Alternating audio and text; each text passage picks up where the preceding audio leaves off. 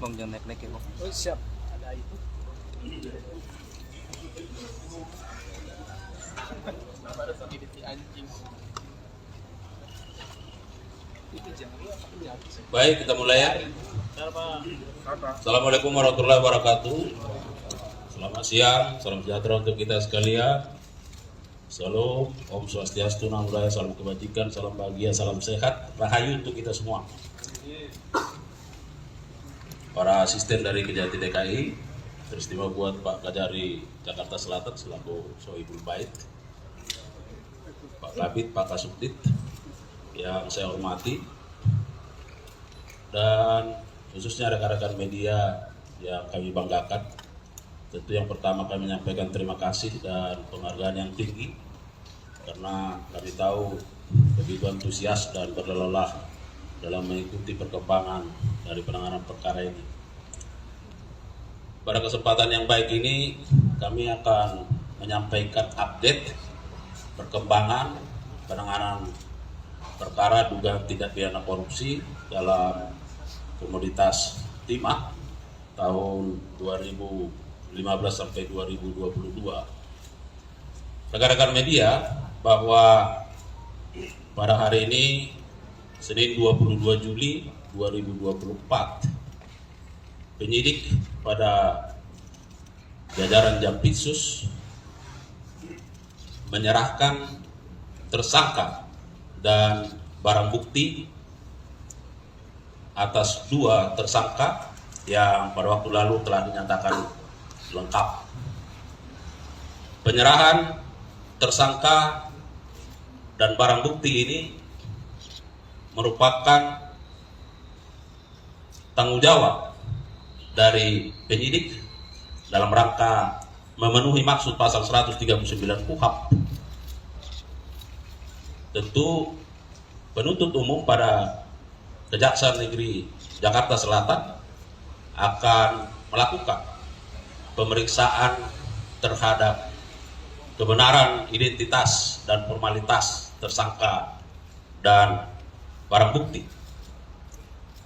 Tentu ini dimaksudkan supaya dalam penanganan perkara ini tentu tidak ada error in persona maupun error in objecto. Rekan-rekan media, pada saat ini adapun tersangka yang diserahkan oleh penyidik ke penuntut umum adalah yang pertama tersangka HF selaku swasta, dan yang kedua tersangka HR selaku manajer PT QSA.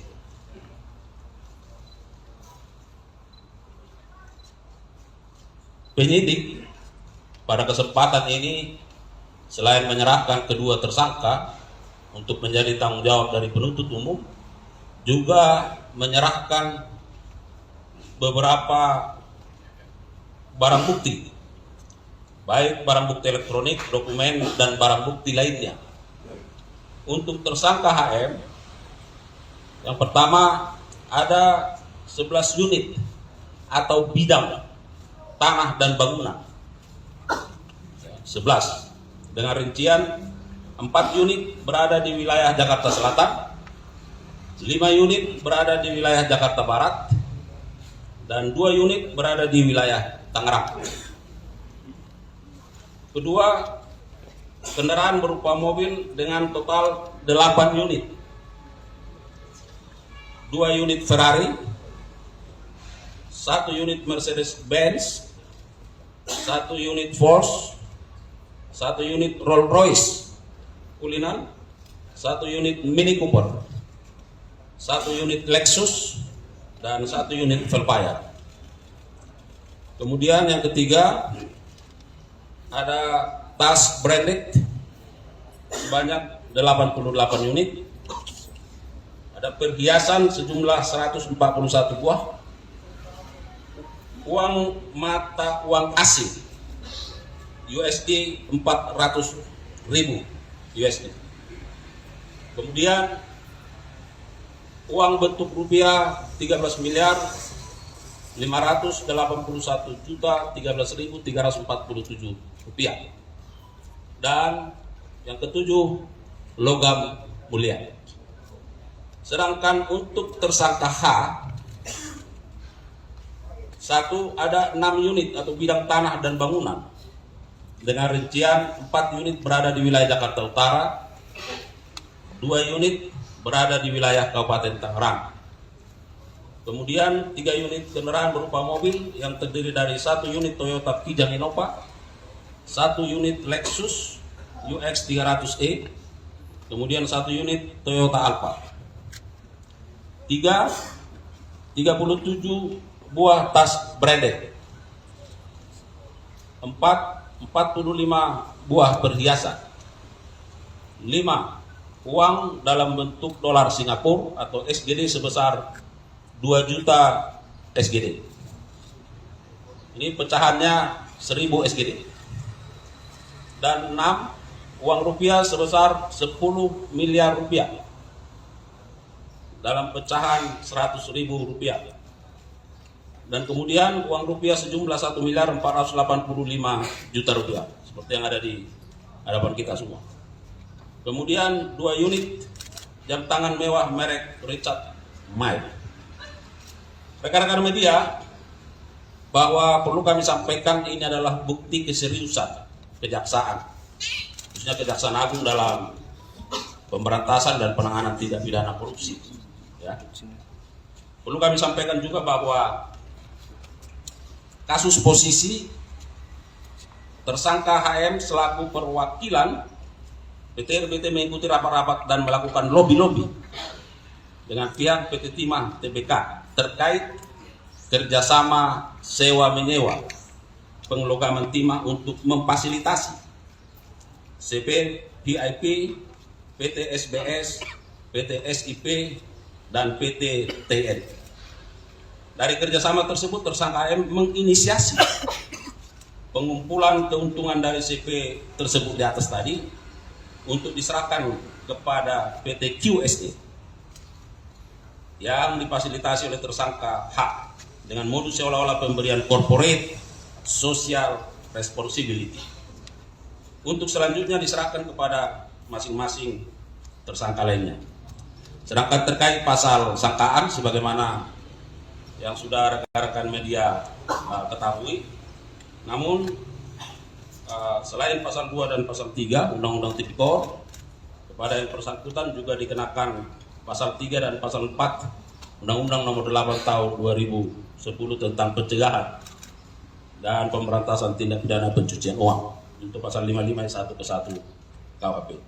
Rekan-rekan media, dapat kami tambahkan bahwa sebagai update tentu dari 22 tersangka ya yang sudah diumumkan di luar satu obstruction of justice yang sudah disidangkan di Bangka Belitung, maka tinggal ada 4 lagi tersangka yang tentu masih dalam proses penyidikan dan penyempurnaan pemberkasan ya atas nama HL, R, BG dan AA.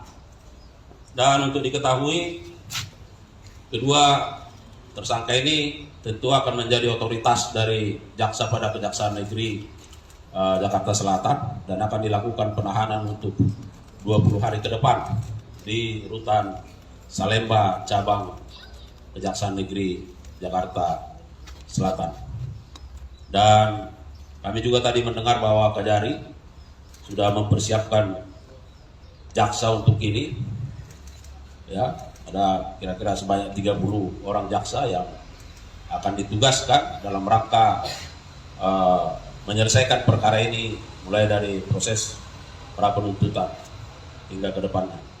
Saya kira itu rekan-rekan media yang bisa kami sampaikan sebagai keterangan pers hari ini. Ya.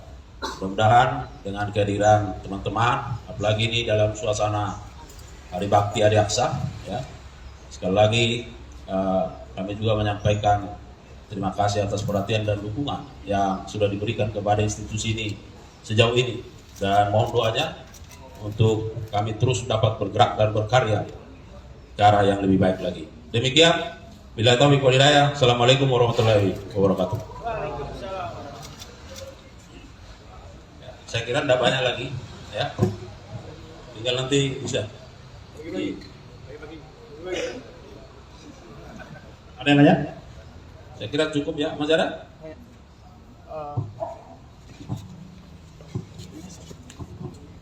Iya, mau bertanya aja kan, kemarin kan total sudah ada kurang lebih 16 tersangka juga yang sudah dilimpahkan sama tambah ini kan mungkin menjadi 18 tersangka. Nah, terus yang menjadi pertanyaan masyarakat kan selama ini juga kapan ini para tersangka ini akan segera disidangkan gitu, dan itu seperti apa prosesnya? Ya, baik, terima kasih teman media. Ya, yang pasti saya sampaikan tadi bahwa kita terus bersungguh-sungguh. Mungkin dalam waktu dekat sudah ada juga yang akan dilimpahkan ke pengadilan, ya. Nah, beberapa waktu yang lalu saya sampaikan bahwa ini adalah bagian dari strategi penuntutan, ya. Karena di sana ada penyelenggara negara, ada pihak swasta. Namun yang pasti bahwa tentu jaksa penuntut umum akan terus secara bekerja keras menuntaskan ini, dan saat ini sedang dalam proses menyiapkan surat dakwaan, mempelajari berkas perkara, dan pada waktunya akan dilimpahkan ke pengadilan. Oke, detik, saya kira. Terima kasih. Iya Pak, saya Amel dari Tempo, izin mau tanya sedikit. Tadi sudah disampaikan ada 4 tersangka yang belum masuk ke tahap 2. Nah, kira-kira kapan target kejaksaan untuk melimpahkan 4 tersangka itu? Kemudian dari keempat tersangka itu ada salah seorang tersangka, Henry Lili, yang dikabarkan sedang berobat di rumah sakit di Singapura. Nah, tanggapan kejaksaan bagaimana? Kok bisa dia berobat ke Singapura padahal sudah dicekal? Terima kasih. Iya, jadi yang pasti bahwa 4 tersangka ini akan diusahakan dalam waktu segera, ya.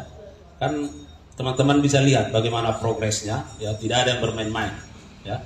Hari ini 2, mungkin dalam waktu dekat itu akan segera diselesaikan, karena kita juga dibatasi oleh limitasi penahanan, itu yang selalu saya sampaikan. Nah, terkait dengan keberadaan yang bersangkutan, ya kita akan update, ya, kita akan terus update, ya, bahwa ada informasi yang menyatakan yang bersangkutan berada di sana, seperti yang disinyalir dari Tempo. Nah, itu juga akan kita cek, recek, dan kita akan update. Terima kasih. Baik, cukup, ya. Oke. Berikutnya acaranya adalah kita akan coba buka satu persatu, jadi nanti teman-teman media bisa lihat barang buktinya ada di sebelah kiri dan sebelah kanan. Mungkin dari sebelah kiri kalau mau diliput. Jangan lupa subscribe ya.